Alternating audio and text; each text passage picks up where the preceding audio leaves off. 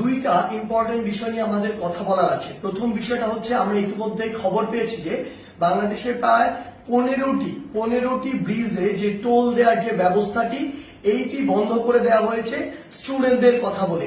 আমাদের জায়গা থেকে স্পষ্ট বার্তা, এটি রাষ্ট্রের একটি যে আয়, এই আয়ের একটি অংশ এই ব্রিজগুলোতে যে টোল দেওয়ার বিষয়টি।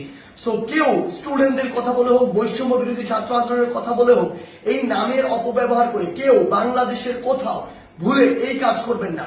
প্রত্যেকটি ব্রিজে টোল দিবে, এমনকি বৈষম্য বিরোধী ছাত্র আন্দোলনের ব্যানারে কোন যদি ত্রাণের ট্রাকও বাংলাদেশের যে কোনো জায়গায় যায়, সেই ট্রাকও টোলের টাকাটি দিয়ে তারপরে যাবে। কারণ এই রাষ্ট্রকে যদি আমরা স্টেবল করতে চাই, আমার রাষ্ট্রের যে অর্থনৈতিক অবস্থা সেটিকে স্টেবল করতে হবে।